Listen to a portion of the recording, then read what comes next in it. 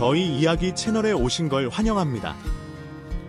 오늘은 겉보기에는 평범하고 화목해 보이지만 그 이면에는 깊은 상처와 아픔이 숨겨진 한 가족의 이야기를 함께 나눠보려 합니다.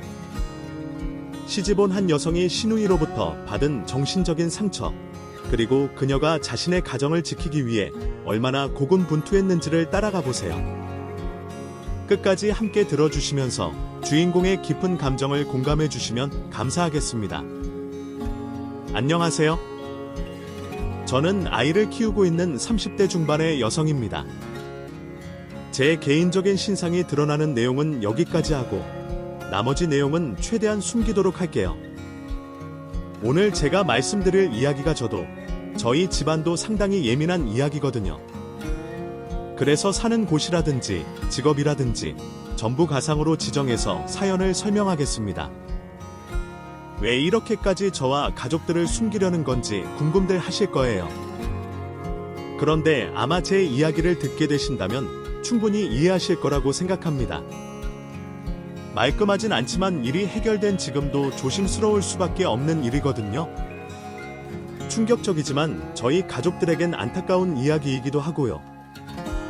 오늘 제가 이곳에서 사연을 설명하고 제 답답한 속이 조금은 후련해지기를, 또 마저 남아있는 집안의 문제도 잘 해결되기를 바라며 얘기를 시작해 보겠습니다. 저는 외동의 부모님께서도 맞벌이를 하셔서 그런지 어린 시절부터 항상 다복한 가정의 친구들을 부러워했습니다. 그런 어렸을 적 심리 상태가 배우자를 고르는데 많은 영향을 끼쳤는지 모르겠지만 제 남편 역시도 다복한 가정에서 자란 사람이었죠. 남편은 이남 이녀 중 셋째였는데요. 위로는 형과 누나, 아래로는 막내 여동생이 있었죠.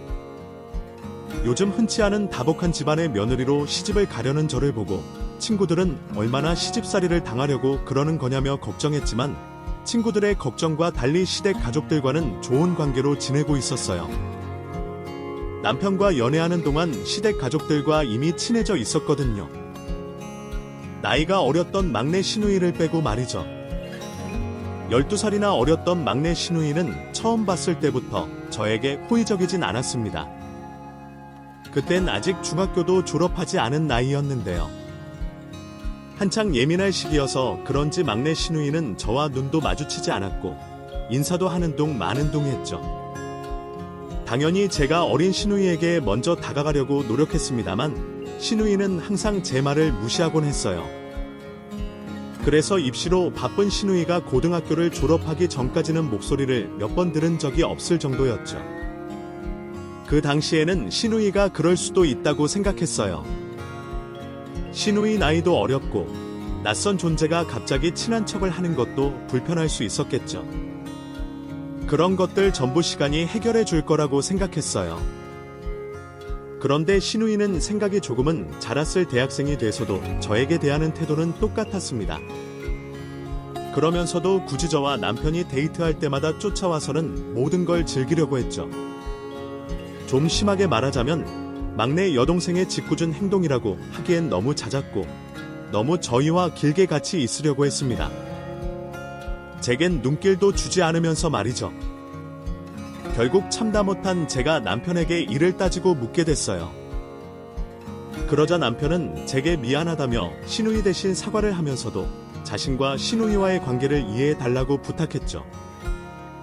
남편에게서 막내 시누이와의 사이는 여러 번 들어 이미 알고 있었습니다. 막내 시누이가 어렸을 때 학업으로 바쁜 아주버님과 형님 대신에 남편이 막내 시누이를 챙겼다고 하더라고요. 흔히 업어서 키웠다는 관계였던 거죠. 거기다 사람 좋았던 남편은 평소에도 가족들 챙기는데 참 잘했으니 제가 더 뭐라고 할 수도 없었습니다. 애초에 그런 남편이 좋아서 하게 된 연애였고 결혼까지 결심하고 있었던 거였으니까요. 이후 시누이와 같이 데이트를 하는 건 문제 삼지 않았고 시누이도 저희와 맞지 않는 스케줄 때문에 셋이서 하는 데이트는 줄어들게 됐어요. 그러다 자연스럽게 남편과 제가 결혼 준비를 하게 됐죠. 양가 식구들 모두 연애로 오랜 시간을 이어왔던 저희가 결혼할 걸 알고 있었고 양가 집안끼리의 만남도 자주 있었기 때문에 따로 결혼 인사나 허락 등등 번잡한 자리는 가지 않고 상견례만 하고 바로 식을 올리게 됐습니다.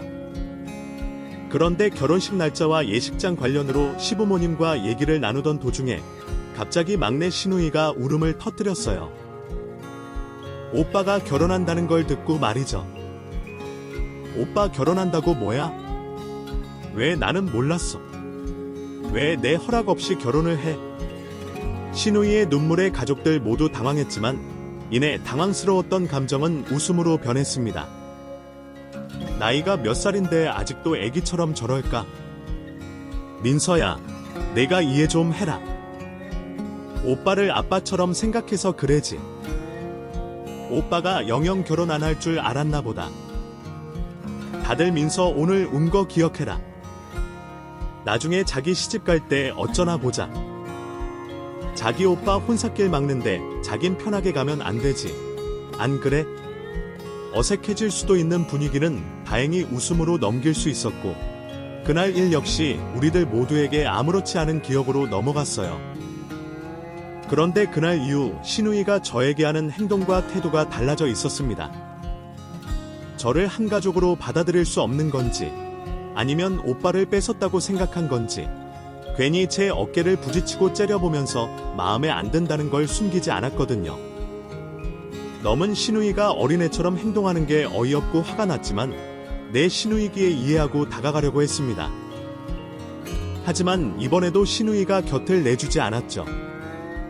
결국 막내 시누이와는 결혼 전까지 관계를 개선하지 못했고 저는 남편과 식을 올리게 됐습니다. 그런데 시누이 문제는 결혼식 날에도 발생했죠. 결혼식 당일 막내 시누이의 모습이 보이지 않았습니다. 연락도 되지 않았죠. 가족들 모두 각자 할 일들로 바망한 와중에 시누이를 찾느라 정신없었어요. 그러다 식을 막 시작하려는 그때 시누이가 식장 안으로 들어왔죠. 그런데 시누이의 모습이 가관이었어요. 결혼식을 망치게 했다는 건지 새하얀 드레스에 화장도 화려하게 한 모습으로 들어왔죠. 입장 대기를 하던 저는 시누이의 모습을 보고 얼굴이 붉어졌고 시댁 가족들 역시 당황한 모습으로 시누이를 밖으로 데리고 나가려 했습니다. 하지만 고집을 피우는 시누이 때문에 어쩔 수 없이 식장 자리에 앉히게 됐죠. 이미 거기서 제 한 번뿐인 결혼식은 망친 것과 다름없었지만 그렇다고 예식장을 도망쳐 나올 수도 없었습니다. 울며 겨자 먹기로 식을 이어갔죠. 그런데 이번엔 시누이가 대성통곡을 하면서 눈물을 흘리기 시작했어요. 저희 친정 부모님과 시부모님 눈에서 눈물이 나오기도 전에 말이죠. 이제 너희 시댁 가족들도 안 되겠다 생각했는지 아주버님께서 막내 시누이를 식장 밖으로 쫓아내셨어요. 하지만 이미 식장 분위기는 가라앉아 있었죠.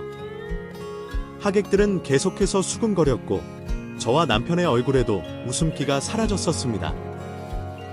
그렇게 행복해야만 하는 제 결혼식이 엉망이 돼버렸죠. 시부모님과 시댁 가족들은 결혼식이 끝난 다음 시누이가 한 행동 때문에 죄인이 되어야 했어요. 연신 고개를 숙이시며 저희 부모님과 하객분들에게 사과를 하셨죠. 당연히 시누이는 시부모님과 시댁 가족들에게 차례대로 크게 혼이 났고요. 그날 이후 시누이는 전처럼 저에게 도발적인 행동은 하지 않았습니다. 조용히 기죽은 모습으로 지냈죠. 그렇게 인생이 한 번뿐인 결혼식은 엉망이 돼버렸지만 남편과 하게 된 신혼생활엔 그날 엉망이 된 결혼식을 잊게 해줄 만큼 행복했었습니다. 그런데 너무 행복한 나머지 조금 천천히 와도 될 더 큰 행복이 우리 부부에게 불쑥 찾아왔죠. 제가 신혼 초에 임신을 하게 된 거예요. 짧아도 너무 짧은 신혼생활이 아쉽긴 했습니다만 새로운 가족이 제 뱃속으로 찾아온 그 행복에 비할 수는 없었습니다. 너무나도 행복했고 제 행복을 주변 사람들에게 알리고 싶었죠. 그래서 임신을 확인하자마자 친정과 시댁에 알리게 됐어요. 친정 식구들과 시댁 식구들 모두 신혼생활을 얼마 즐기지 못하게 된 일에 안타까워했지만 역시나 저처럼 우리에게 찾아와준 새 가족에 대해 기뻐했고 좋아해 주셨습니다. 특히 시부모님께서는 아주버님과 형님에게 손자 손녀를 보셨음에도 처음 손주를 얻은 것처럼 기뻐해 주셨죠. 어머, 임신을 했다고. 벌써. 아유, 잘했다 잘했어. 우리 며느리, 우리 소연이 참하다 장해. 요즘에 안 가지려는 젊은 부부도 많다고 하던데 너희는 어쩜 바로 손주를 우리에게 안겨주니 고맙다. 소연아, 고마워. 아이고, 그런데 내가 너의 기분은 어떨지 생각도 안 하고 너무 우리만 생각했구나. 너희 이제 막 결혼해서 신혼 한창 즐겨야 하는 시기인데 미안하다. 소연아. 아니에요. 어머님. 저도 튼튼이가 저희한테 찾아와줘서 너무 좋고 행복해요.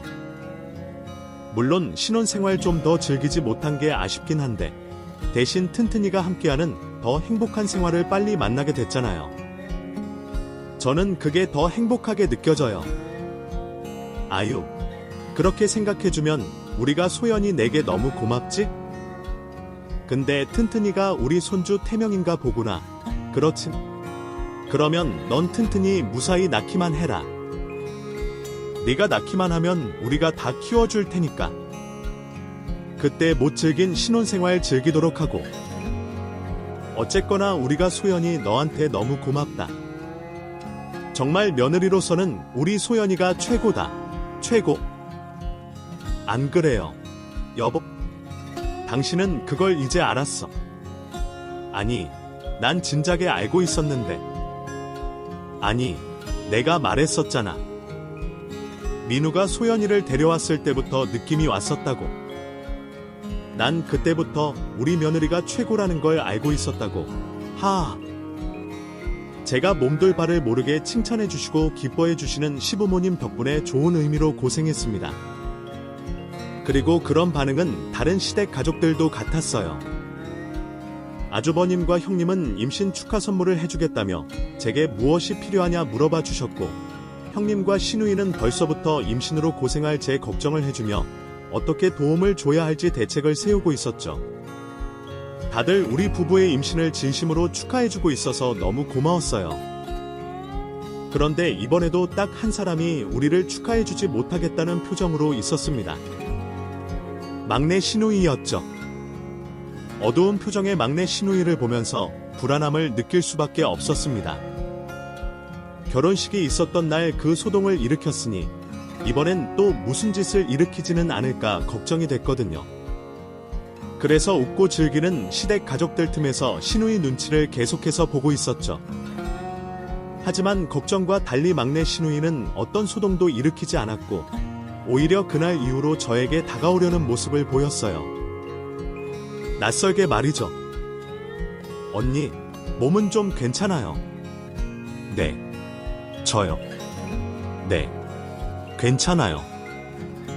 아직은 임신한 지 얼마 안 돼서 졸린 것 빼고는 딱히 크게 다른 점이 없어요. 아, 그렇구나. 그래도 임신한 몸으로는 조심해야 하니까 집에서 할 일 있으면 저 시키세요.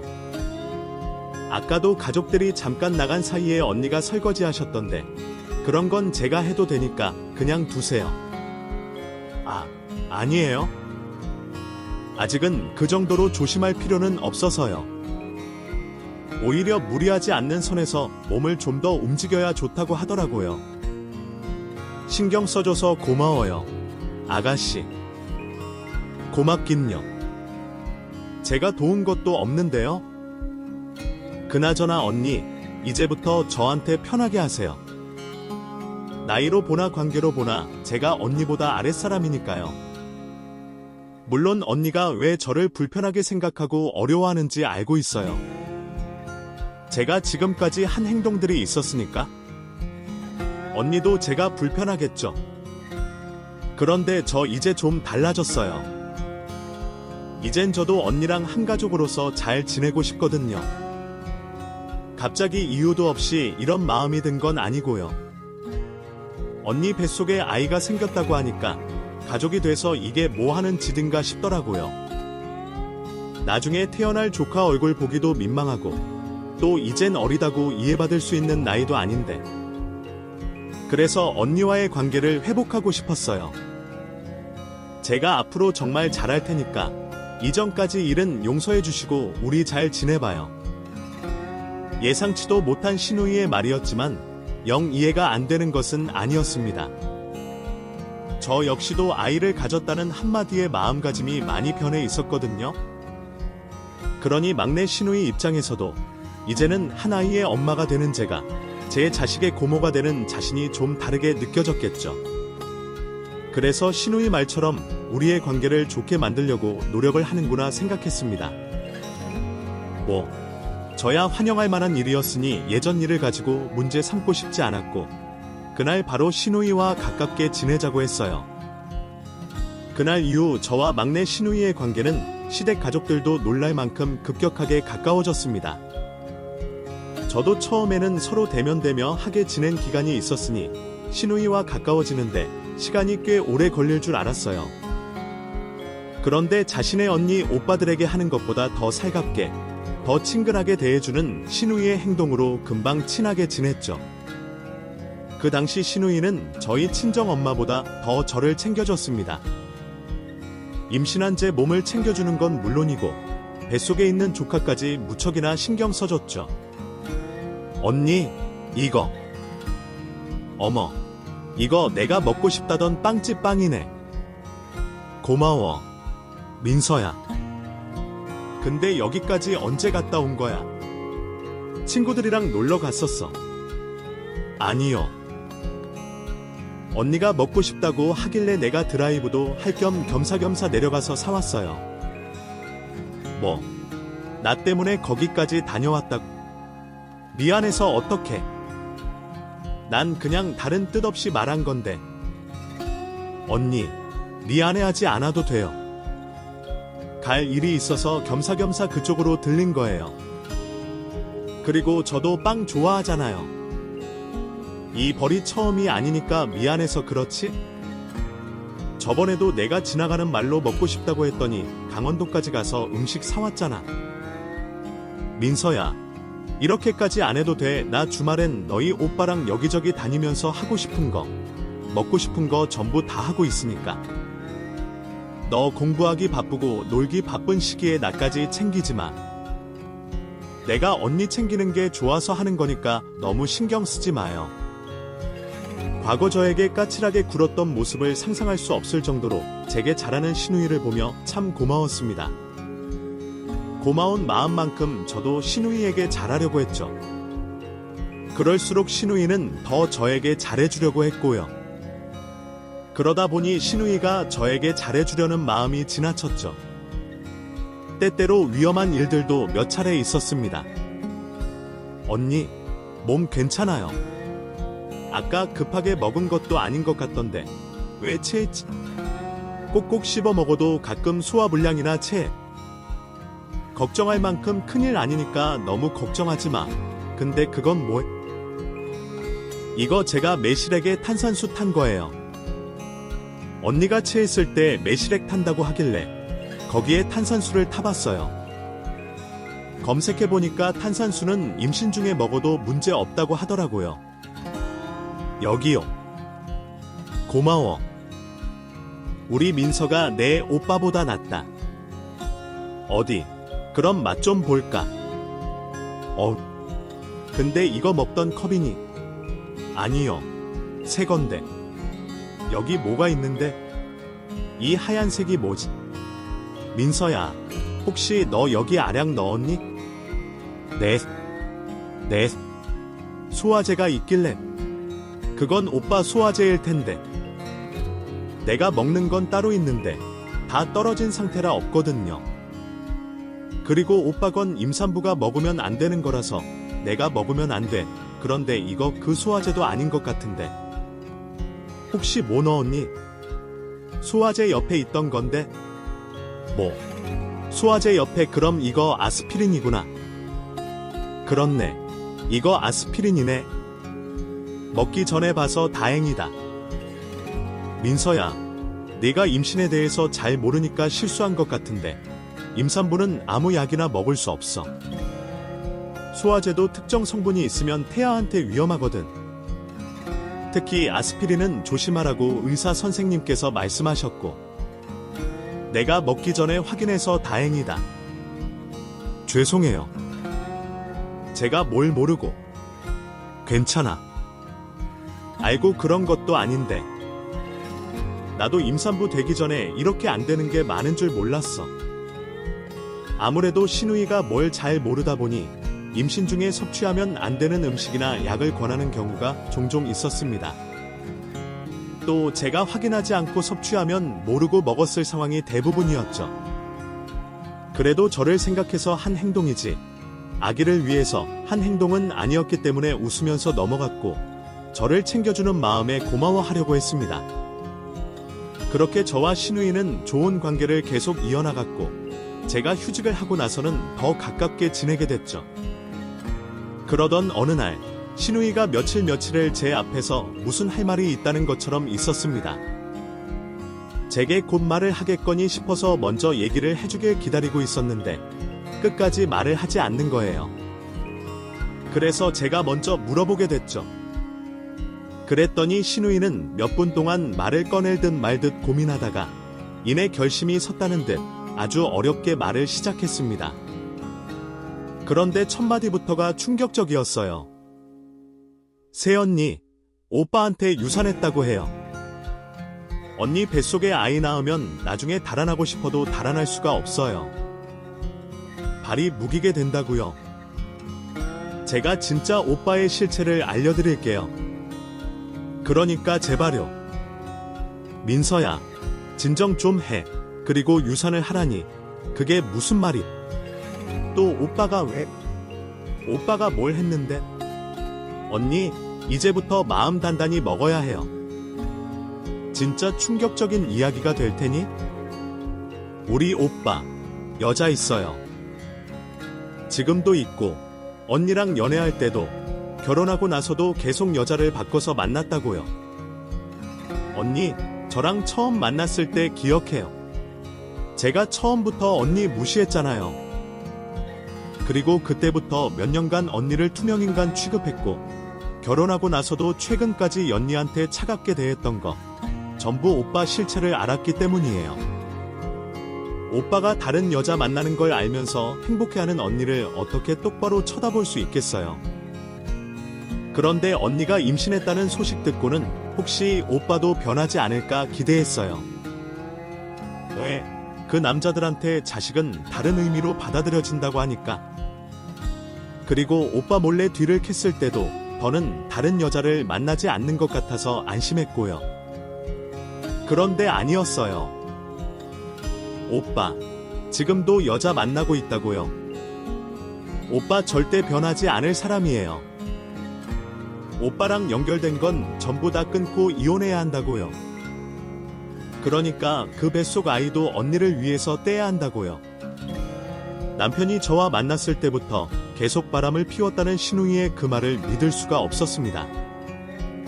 의심이 될 만한 행동이 단 한 번도 없었으니까요. 뭐, 연애 때야 서로 각자의 생활이 있으니 제가 눈치를 못 챘다고 쳐도 결혼 후에는 도저히 말이 안 됐어요. 그래서 신우이가 뭔가 착각을 한다고 생각했죠. 그런데 신우이는 착각이 아니라며 억울해하더니 저에게 더 충격적인 이야기를 해줬죠. 오빠가 이제까지 다른 여자를 만났다는 증거 없으니까 언니가 제 말을 믿지 못하는 것 같은데 그럼 제가 증거가 되고 증인이 되면 믿겠어요. 저도 사람이라 창피한 건 알아서 이런 얘기까지 꺼내기 싫었는데 언니가 얼마나 좋은 사람인지 알고 또 행복하길 바라는 마음에 말하는 거예요. 언니, 사실 저 오빠한테 성폭행 당해왔어요. 아주 어렸을 때부터. 그때부터는 제가 입도 뻥끗할 수가 없었습니다. 믿을 수 없고 비정상적인 이야기라 너무 큰 충격을 받게 됐거든요. 신우이는 큰 충격에 빠진 제가 괜찮은지 확인하면서 자신의 이야기를 계속 이어갔죠. 이야기라고 할 것도 없었어요.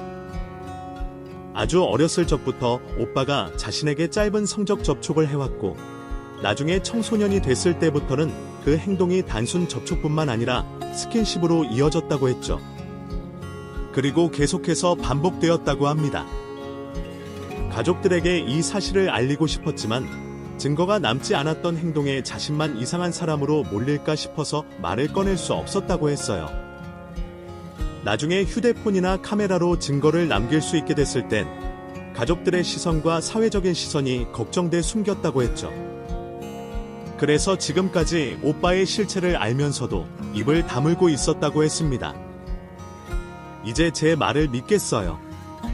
아니면 지금도 증거가 없어서 부족해요? 언니, 제가 연니한테 왜 이런 거짓말을 하겠어요? 제 치부까지 들춰서 뭘 하겠다고. 그리고 새언니가 생각해봐요. 저한테 처음부터 잘해준 언니를 굳이 미워하고 무시할 이유가 있었을까요? 아까 말한 오빠의 여자관계도 언니에게 못되게 굴게 된 이유 중 하나지만 제가 오빠한테 성폭행당한 게 가장 큰 이유였어요. 악마 같은 오빠가 언니 앞에서 세상 착한 사람이 되어 있었으니까. 언니는 오빠를 좋은 사람으로 생각하니까 그게 꼴보기 싫었다고요. 오빠 실체도 모르면서 웃고 있는 언니가. 새언니, 제발 오빠랑 헤어져요. 그래야 언니가 조금이라도 빨리 행복해져요. 뉴스에서나 듣던 일을 직접 듣게 되니 충격적일 수밖에 없었습니다. 그것도 피해자는 제 막내 시누이였고 가해자가 제 남편이었으니 더 큰 충격에 휩싸이게 됐죠. 처음 시누이 말을 들었을 때만 해도 거짓말일 거라는 생각이 더 컸었는데 성폭행을 당했던 당시의 기억을 하나하나 자세히 묘사하는 시누이를 보자 혹시 모른다는 생각에 흔들리게 됐어요. 그리고 또 하나, 시누이가 굳이 제게 그런 거짓말을 할 필요가 없다고 생각했습니다. 그런데도 남편 이야기를 들어봐야 한다고 생각했어요. 이유는 모르겠는데 남편 입으로 그 사실을 들어야 납득이 될 것 같았습니다. 그러자 시누이는 저를 말리면서 한 가지 제안을 했어요. 시누이 자기 말을 따르면 남편이 바람을 피우는 모습을 보여주겠다고 하면서 말이죠. 오빠가 얼마나 치밀하고 계획적인 사람인지 알죠? 그런 오빠 안심시키려면 언니가 제 말을 따라줘야 해요. 거짓말을 해줘야 한다고요. 언니는요, 며칠 제 자취방에 머물면서 오빠한테 친구들이랑 잠깐 여행 갔다 온다고 해요. 그럼 저는 오빠 뒤를 캘 테니 제가 직접 언니 두 눈으로 오빠가 어떤 사람인지 알게 해줄게요. 제 두 눈으로 남편의 바람을 확인할 수 있다면 안 할 이유가 없었습니다. 그래서 시누이가 시키는 대로 남편에게 거짓말을 했죠. 그리고 시누이 집에서 지내며 남편의 외도 현장을 잡은 시누이의 연락을 오매불망 기다리고 있었어요. 이틀 뒤에 시누이에게 다급한 연락이 왔고 저는 시누이가 알려준 곳으로 택시를 타고 갔습니다. 도착해서 보니 정말 남편이 처음 보는 여자와 스킨십을 하면서 차를 타고 어디론가 출발했어요. 그리고 남편 차가 출발하기 무섭게 시누이도 차량 시동을 걸고 뒤를 쫓았죠. 그러다 갑자기 차를 세우곤 너는 남편을 쫓지 않았습니다. 왜 그래? 차에 무슨 문제 있어? 지금 더 늦어지면 어디로 갔는지 우린 몰라. 빨리 가야 돼. 언니, 여기까지예요. 더 이상 무슨 확인이 필요해요? 쫓아가면요. 가서 어디까지 확인하려고. 더 확인해봤자 언니만 상처받아요. 여기서 그만하고 언니는 이제 마음의 결정만 내려요. 새 출발하겠다는 결정. 저런 악마 같은 인간은 하루라도 빨리 잊고 언니 인생 살아야죠. 뱃속의 아기도 떼고요. 오빠, 자기 애가 있다면 언니 포기할 사람 아니에요. 거기다 번 무서워했으면 저런 짓 했겠어요. 저한테 그런 짓을 했겠냐고요. 언니가 이혼하겠다고 마음만 먹으면 내가 어떻게 해서든 오빠가 언니 놔주게 설득해 볼게요. 아니야. 이혼을 하더라도 내가 그 사람이랑 말해야지. 민서야, 넌 여기까지만 해 도와줘서 고마워. 언니, 오빠가 말이 통할 사람이라고 생각해요. 오빠 절대 자신의 실체 인정하지 않을 거예요. 이혼하지 않을 거라고요. 거기다 오빠 아끼는 우리 집안 식구들도 오빠 실체를 몰라서 오리발 내미는 오빠 편일 텐데 이혼이 쉽게 될 것 같아요. 합의 이혼은 얼굴 볼 일도 없대요. 그러니까 언니만 결정하면 제가 오빠를 어떻게든 설득할게요. 제가 당한 일을 협박해서라도. 그러니까 제발 언니만은 행복하게 살아줘요. 저 대신해서라도. 이제까지 남편과 보낸 시간이 있어서 그런지 선뜻 이혼을 결정할 수 없었습니다. 그래서 우선은 남편 연락을 받지 않는 걸로 하고 친정으로 들어가게 됐죠. 친정 부모님께는 제가 알게 된 일들을 비밀로 하고 잠깐 남편과 다툰 걸로 설명했습니다. 충격적인 사실에 당장이라도 남편과 이혼하고 싶었지만 그 현실이 믿어지지 않았어요. 그러다 너무 힘들어서 남편에게 전화를 걸고 울면서 나한테 왜 그랬냐고 따지게 됐습니다. 그렇게 울고불고 화를 내지 않으면 미칠 것 같았거든요. 연락도 없이 사라졌던 제가 울면서 화를 내자 남편은 당황스러워했습니다. 그러다 제가 보고 들은 모든 것을 설명하니 자신은 절대 그런 적이 없다며 오리발을 내밀었어요. 끝까지 말이죠. 여보, 진짜 아니야. 내가 당신을 두고 바람이라니. 당신이 날 봤다는 그날 민서가 친구 목적지까지 데려다 달라고 부탁해서 만났다니까. 민서 때문에 다리를 다쳤다고 했어. 그래서 내가 부축을 해주다 보니까 신체 접촉이 있었던 것 같은데 당신이 생각하는 그런 관계 아니야. 그날 목적지까지 데려다 준 이후로 만난 적도 연락한 적도 없다고. 지금 와서 내 핸드폰 봐도 돼. 아니다. 내가 블랙박스랑 내비 주행 기록 보내줄게. 그걸로 확인하면 되잖아. 남편은 억울해하면서 제게 차량 블랙박스 영상과 내비게이션 주행 기록을 보내줬습니다. 그러자 신우이가 말했던 내용과는 다른 내용들이 있었어요. 남편이 만나고 있다는 여자와의 대화 내용은 누가 봐도 신우이 친구와 오빠 사이의 대화였고 주행 기록 역시 목적지에서 바로 집으로 돌아오는 기록이 나와 있었죠. 거짓말이라고 하기엔 앞뒤가 딱딱 들어맞았습니다. 그리고 결정적으로 신우이가 제게 했던 것처럼 남편에게도 이상한 말을 하고 있었어요. 저에 대해서 말이죠. 뭐라고? 내가 민서한테 뭘 해? 걔 도대체 무슨 짓 하는 거야? 나한텐 당신이 다른 남자 만나고 다니는 것 같다면서. 그래서 자기가 감시하느라 우리 집에 자주 오는 거라고 하던데. 오늘도 당신이 없어져서 내가 민서한테 전화했더니 또 남자 이야기 꺼내더라고. 도대체 왜 이러는 거야? 미친 거 아니야. 우선 여보, 나 당신이 말한 것 중에 내가 한 행동 하나도 없으니까 집으로 돌아와. 돌아와서 마저 확인해. 그때 막내 신우이가 무슨 짓을 꾸미고 있다는 걸 느끼게 됐습니다. 그래서 집으로 돌아가 신우이가 말한 내용들을 마저 확인해보니 모두 다 거짓들이었어요. 남편이나 저나 신우이에게 머리끝까지 화가 났지만 그 전에 녹초가 돼 있었어요. 걱정하고 화내고 울고 따지고 안심을 하면서 진이 다 빠진 거죠. 신우이를 불러 화낼 힘도 없었던 우리는 서로 마주 앉아 도대체 왜 신우이가 이런 짓을 꾸민 건지 대화를 나눴습니다. 하지만 저를 미워해서 이런 짓을 벌였다는 추측뿐 정확한 이유는 알 수가 없었죠.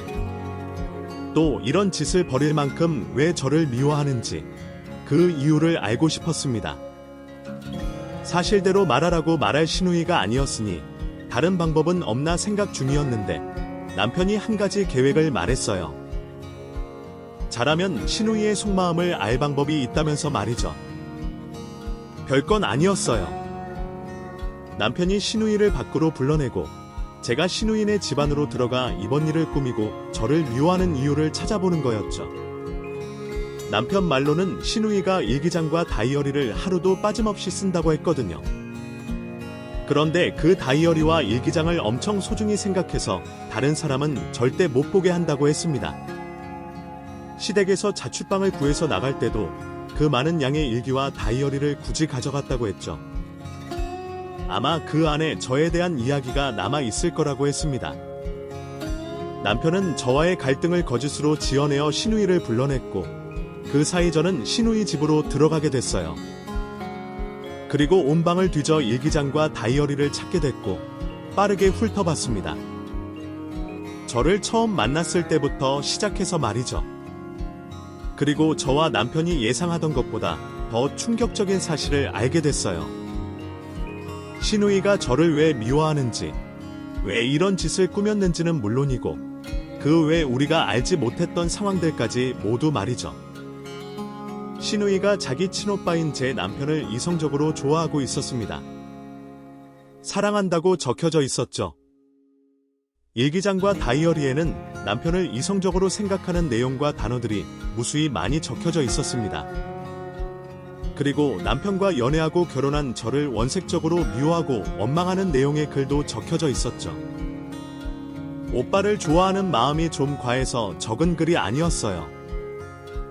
진심으로 남편을 이성적으로 생각하고 있었죠. 정말 충격적이었습니다. 이런 일이 가능하리라고 생각지도 못했죠. 그래서 잠시 넋이 나가 있었는데 우선은 이 증거들을 확보하는 게 중요할 것 같더라고요. 그래서 일부는 제가 사진으로 찍고 일부는 차 안에 챙기면서 신우이의 다이어리와 일기장을 가지고 나갔죠. 이후 신우이와 헤어지고 집으로 돌아온 남편에게 심호흡을 시킨 뒤 그 방에서 가져온 일기장과 다이어리를 보여줬습니다. 남편도 그 내용들을 보고 문제의 심각성을 깨달은 뒤 어쩔 줄 모르면서도 어두운 표정을 짓고 있었죠. 그리고 저와 남편은 상의하게 됐어요. 이번 일에 대해서 어떻게 해야 하는지 말이죠. 남편과 상의를 한 결과 시부모님께 말씀을 드려야 한다는 의견으로 일치됐습니다. 만약 막내 신우이가 아직 미성년자였거나 순간적인 감정이었다면 저희 선에서 혼내고 타이르는 정도로 끝냈을 거예요. 그런데 판단을 다 내릴 줄 아는 다 큰 성인인 신우이가 친오빠인 남편을 이성적으로 좋아하는 것도 그렇고 나름대로 치밀하게 계획해 우리 부부 사이를 이간질하고 아이를 유산하게 만들려는 상황을 만든 건 저희 선에서 해결할 수 없는 일이라고 생각됐습니다. 그래서 제 휴대폰에 있는 내용들과 막내 신우이 방에서 가져온 일기장을 들고 시댁으로 향했고 시부모님께 신우이 문제를 말씀드리게 됐죠. 처음 시부모님께 이번 일에 대해 설명하면서 저희가 막내 신우이에게 겪은 일만 이야기했습니다. 일기장과 다이어리에 있는 신우이의 본심까지 한 번에 설명하면 시부모님께서 너무 큰 충격을 받게 되실까봐 걱정이 됐거든요. 우선은 저희가 겪은 일을 설명하면서 시부모님의 반응을 보고 있었죠. 저희 이야기를 다 들으셨던 시부모님께서는 많이 놀라고 많이 화가 나 보이셨지만 다행히 그렇게 큰 충격을 받진 않으셨습니다. 또 막내 신우이의 행동을 아주 크게 혼날 잘못이라고 생각하셨지만 여동생이 오빠를 아끼고 좋아하는 마음에 선을 넘은 행동으로만 보셨죠. 그래서 저희가 알게 된 사실을 알려드리게 됐습니다. 남편을 향한 막내 신우이의 감정이 가족 간의 사랑이 아닌 이성적인 감정이라는 걸 말이죠. 어디지? 오빠 언니 사이를 이간질시켜 해도 대체 민서가 걔가 왜 그러는지 모르겠네. 기혁이도 있고 지훈이도 있는데 왜 맨날 민우 너한테 이러는지 모르겠어. 아유, 소연아, 내가 정말 미안하다. 매번 민서가 언니가 겪지도 않아도 될 일을 겪게 만드는구나. 우리가 이번 일은 제대로 혼낼 테니까 앞으로의 일은 걱정하지 말고 너는 내 몸과 패스와 아기만 생각해라. 아이, 그래. 이번엔 지난번처럼 말로만 혼내고 넘기지 않으마. 민서 그거 다신 이상한 짓 못하도록 다리 몽둥이를 분지르던 머리를 빡빡 밀어버리든 제대로 본보기를 보여주고 다시는 철없게 못된 짓 못하도록 버릇을 단단히 고쳐 놓을 테니. 그리고 넌 내가 또 이런 말 하게 돼서 미안하다만 이번에도 그 철없는 막내 동생의 큰 실수라고 생각해주고 이해해주렴. 아니, 그렇다고 우리가 민서 걔를 감싸겠다는 것도 아니고 이번 일을 작게 생각하는 것도 아니다. 아니, 정말 큰 잘못을 했는데 싫든 좋든 잘못을 했든 안 했든 간에 우린 한 가족이잖니. 그러니 너희가 넓은 마음으로 이해해다오. 그게 저희도 대화로 가능한 문제라면 아버님, 어머님께 찾아오지 않았을 거예요. 저희도 이걸 확인하고 문제가 심각하다 싶어서 여기까지 찾아온 거거든요. 한 번에 모든 걸 다 말씀드리면 두 분이 충격받으실 것 같아서 이제야 보여드리게 됐네요. 여기, 이거 아가씨가 직접 적어놓은 일기와 글이에요. 또 제 휴대폰 사진 넘겨보시면 다른 내용이 더 있으니 한번 확인해보세요. 거기에 아가씨가 이 사람을 남자로서 좋아한다는 내용이 적혀져 있으니까요. 여보, 지금 애들이 무슨 말을... 당연히 시부모님께서는 저희가 하는 말을 믿지 못하겠다는 태도를 보이셨습니다. 당연한 모습이었죠. 솔직히 상상하기도 힘든 일이잖아요. 자신이 낳은 자식이 자신의 남자, 여자 형제를 이성적으로 생각한다는 게 말이죠. 그래서 저도 남편도 충분히 예상했던 시부모님의 모습이었어요. 저희가 더 이상 할 말은 없었고 눈앞에 있는 증거들을 확인해 보시길 권했죠. 확신에 찬 저희 모습에 두 분은 믿지 못하겠다는 표정을 하시면서도 천천히 신우이의 일기장과 다이어리를 확인하셨습니다. 그리고 점점 얼굴 안색이 어둡게 변해 가셨어요. 표정이 굳어가시던 어머님께서는 급기야 읽고 있던 일기장을 떨어뜨리시고 그 자리에 앉아 엉엉 우시기 시작하셨습니다. 아버님께서도 더는 그 내용들을 확인하지 못하시겠다는 듯 읽고 계시던 다이어리를 덮고 긴 생각에 잠기셨죠. 이후 집안에서는 긴 침묵만 흐르고 있었어요. 그러다 아버님께서 가족들을 시댁에 다 불러 모으셨습니다. 그리고 마지막으로 막내 신우이에게 전화를 걸어 집으로 들어오라 하셨죠. 얼마 뒤 온 가족이 시댁에 모이게 됐고 이번 일의 원흉이었던 막내 신우이도 도착을 했어요. 막내 신우이는 무거운 집안 분위기를 알아차리고 저와 남편 눈치를 보고 있었죠. 그때까지만 해도 신우이는 자신이 우리를 이간질한 걸 들켰다고 생각하는 듯 보였습니다. 그래서 그런지 바로 사과를 하면서 얼렁뚱땅 그 일을 넘기려고 했죠. 아빠, 저 왜 부르셨는지 알아요. 제가 잘못했어요. 언니, 오빠, 정말 미안해요. 그리고 잘못했어요. 정말 두 사람 헤어지게 하고 싶은 마음의 한 행동은 아니었어요. 그냥 오빠한테 아이가 생기면 가족들과 같이 보내는 시간이 줄어들까봐, 또 이제까지 막내 대접받던 내가 후순위로 밀릴까봐 어린 마음에 잘못을 저질렀던 것 같아요. 전부 다 제가 잘못했고 사과할게요. 죄송해요, 언니. 미안해, 오빠. 민서야, 너 눈치 살살 봐 가면서 거짓말할 거야. 얼른 솔직하게 말하지 못해. 넌 내 친오빠를 남자로 생각하다니 그게 말이나 되는 행동이라고 생각해. 너 제정신이야? 그런 마음이 드는 것부터가 잘못된 행동이지만 설령 그런 마음이 생겼다고 해도 내가 외면하려고 했어야지. 그런데 되려 내 오빠를 이간질하고 내 조카 될 아이를 유산하라고 해. 넌 미쳤어. 아빠, 그게 무슨 말씀이세요? 제가 누굴 남자라고 생각해요? 이간질한 건 맞지만 그런 생각해 본 적 없어요. 가족 간에 어떻게 그런 생각을 해요? 설마 새언니가 그렇게 말해요. 제가 오빠를 좋아해서 이간질한 거라고. 아빠, 저 아니에요. 오빠 안 좋아한다고요? 새언니가 저한테 당한 일이 여러 번이니까 미워서 그런 말도 안 되는 말을 만들어낸 거예요. 언니, 정말 너무한 거 아니에요? 아무리 제가 밉다고 해도 정도가 있지. 어떻게 그런 말을 만들어서 사람을 모함해요? 너무 끔찍한 거짓말 아니에요? 신우이는 아버님이 꺼내신 말에 당황할 법도 한데 조금도 당황한 모습을 보이지 않고 제가 홧김에 지어낸 모함이라며 그것조차 제 탓으로 몰아가려고 했습니다. 모든 사실을 다 알고 있는 저로서는 기가 찬 모습이었죠. 그건 아버님과 어머님께서도 마찬가지셨어요. 너 끝까지 거짓말이야. 아빠가 하는 말이 웃소? 아빠가 확인도 안 해보고 너한테 묻는 것 같아. 우리가 막내라고 같이 시간을 많이 못 보내준 것 같아 미안해서 오냐오냐 해줬더니 이딴 지지나 하면서 거짓말이나 해. 자, 이건 뭐라고 거짓말할 거냐? 내 손으로 직접 쓴 이 글들은 전부 뭐라고 할 거야? 왜? 이것도 내 새언니가 내 글씨체 베껴서 썼다고 할 거야. 내가 중학생일 때부터 쓴 거. 너 정말 미친 거 아니야.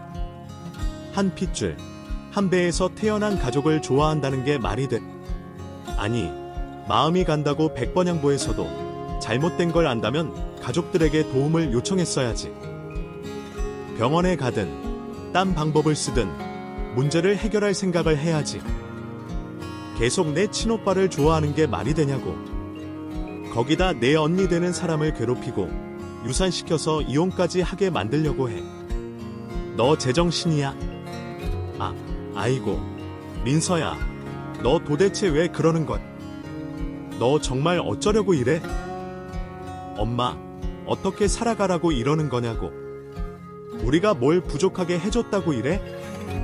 아버님께서는 화를 버럭 내시면서 저희가 가져온 일기장과 다이어리를 신우이에게 던지셨어요.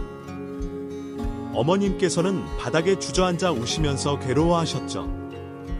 신우이도 이제는 더 이상 거짓말을 할 수 없다는 걸 깨달았습니다. 그때부터 울음을 터뜨리더니 제가 오빠를 빼앗아 갔다며 원망하기 시작했죠. 그래, 나 오빠 좋아해. 근데 사람이 사람 좋아하는 게 나쁜 거야. 나는 뭐, 오빠 좋아하고 싶어서 좋아하는 줄 알아? 마음이 그렇게 향하는데 나보고 어쩌라고. 아빠, 엄마라면 날 불쌍하게 생각해줘야지. 날 탓하면 어떡해? 그리고 오빠, 내가 먼저 좋아했어. 새언니라는 저 여자보다 내가 더 먼저 오빠를 좋아했다고. 저 여자만 나타나지 않았으면 이런 문제도 없었을 거야. 아빠도 엄마도 지금처럼 화내고 힘들어하지 않았을 거라고. 나도 노력했어. 그래서 나름대로 오빠와 지켜야 하는 선을 지키면서 지냈다고. 나 평생 오빠 곁에서 지내는 걸로 만족하려고 했어. 아빠, 엄마 말대로 이루어지면 안 되는 사랑이니까. 세상에서 금기된 사랑이니까. 세상에서 요구하는 선은 지키면서 오빠를 내 나름대로 사랑하려고 했다고. 그런데 전현 때문에 이렇게 된 거야. 최소연, 너만 나타나지 않았으면 우리 가족들, 오빠와 나 아무 문제 없이 행복하게 살아가고 있었을 거라고. 아니, 내가 뱃속에 그 애만 안 가졌어도 내가 다른 방법을 생각했을 거야.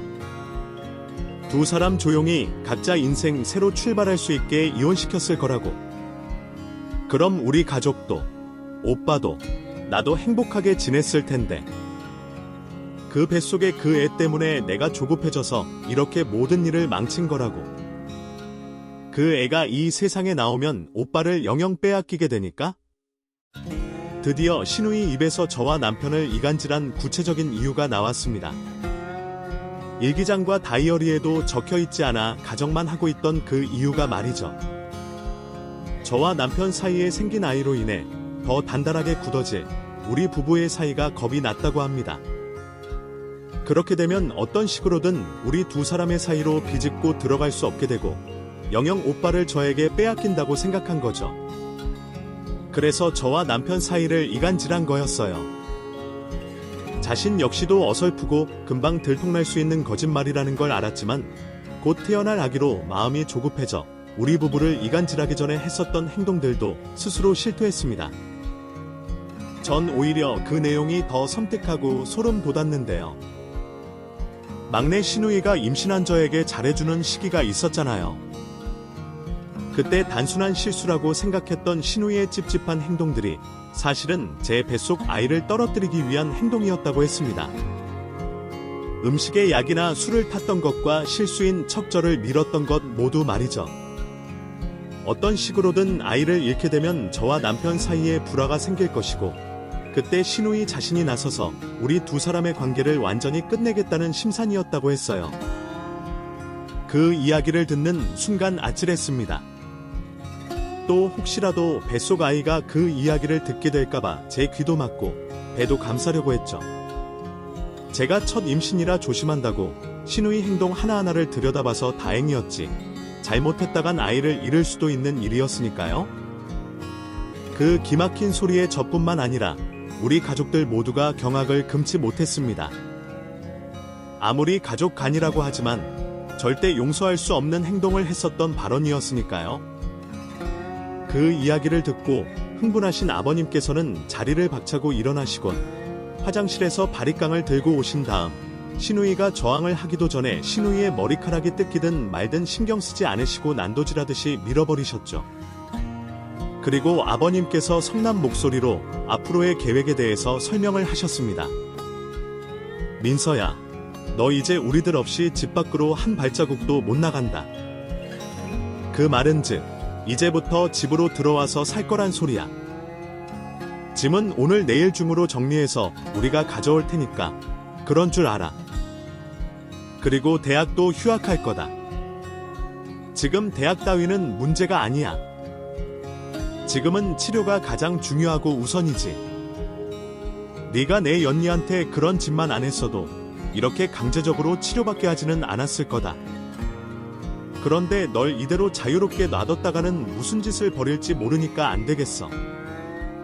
우리 감시 속에서 치료 다 받을 때까지 너한테 자유는 없다. 최정신도 아닌 것을 어떻게 이 세상에 풀어놔? 또 누구한테 해코지할 줄 알고. 그리고 너희들도 다 보고 들었으니 잘못된 판단 내리지 않겠지만 혹시 내 동생 도와준답시고 이상한 짓 했다간 그날로 부모 자식 간에 연 끊을 줄 알아라. 어떻게 봐야 내 막내 동생이 불쌍해 보이는지 모르겠지만 혹시 그런 생각이 들거든 소연이가 당한 일을 떠올려라. 그리고 그 일이 내 아내, 내 남편이 당했다고 생각해봐. 아버님 말씀이 끝나고 시누이는 방으로 끌려 들어가 갇히게 됐어요. 그리고 아버님, 어머님께서 저에게 무릎까지 꿇고 시누이 대신에 용서를 구하셨죠. 소연아, 미안하다. 전부 우리 잘못이다. 아찌 연희가 너한테 무릎 꿇고 사과하는 게 맞는 행동일 거야. 내 심정으론 우리가 무릎을 꿇어서 뭐 하겠니? 널 괴롭히고 해하려고 했던 사람이 직접 잘못을 빌어야 맞는 거지. 그런데 지금 민서한테 잘못을 빌라고 해봤자 그게 진심이겠니? 그게 진정한 사과가 되겠어? 그래서 우리가 민서 부모로서 대신 잘못을 비는 거다. 물론 반드시 민서가 내 앞에서 무릎 꿇고 진심으로 용서를 빌게 할 거다. 그런데 그때가 언제가 될지 우리도 모르겠구나. 그래서 우리가 그 전까지 이렇게 너한테 용서를 빌마. 원한다면 민서가 용서를 빌기 전까지 우리가 매일 너한테 용서를 빌게. 그리고 앞으로 어떤 일이 있어도 너희 두 사람과 민서가 마주치는 일이 없도록 약속하마. 당연히 소연이가 민서한테 당했던 일들과 비슷한 일도 없도록 하고. 그러니 못난 내 딸이 저지른 잘못을, 못난 딸을 잘못 가르친 우리를 용서해다오. 애초에 두 분께 시누이의 잘못을 물을 생각은 없었습니다. 거기다 저 역시 곧 부모가 되는 입장이다 보니 두 분이 어떤 마음일지 조금은 알 것 같았죠. 그래서 두 분을 빨리 일으켜 세우고 위로를 해드렸어요. 두 분은 결국 눈물을 보이셨고요. 이후 시누이는 시댁 부모님의 관리 속에 정신과 치료를 받게 됐습니다. 그리고 저희와는 완전히 분리된 생활을 하게 됐죠. 지금도 시누이는 치료를 지속적으로 받는 중이에요. 시부모님 말씀으로는 많이 좋아졌다고 하는데 남편을 향한 시누이의 본심이 어떤지 잘 모르겠습니다. 그게 정신과 치료를 받는다고 좋아지는 건진 모르겠어요. 남편도 저와 같은 생각인지 동생을 안타까워하고 응원하면서도 직접적으로 만나는 건 조심하는 중이고요. 그래도 다행히 지금까지는 시누이를 포함해서 우리 가족 모두 큰 문제 없이 지내고 있습니다. 저도 그 사이 아이를 낳고 잘 기르는 중이고요. 여기에 말을 한다고 이루어지는 건 아니겠지만 그래도 바람을 적어보자면 시누이가 정상적인 삶을 살 수 있기를 바랍니다. 전 이미 시누이가 한 행동들을 용서했거든요. 그러니까 시누이만 자기 자리에 정상적인 모습으로 돌아와 줬으면 고맙겠네요. 여기에 사연을 적는다고 답답한 속이 풀어질까 싶었는데 역시 사람은 어디든 이야기하고 풀어야 하는 것 같아요. 속이 조금은 후련하고 시원하네요. 그럼 저는 인사드리고 글을 마치도록 하겠습니다.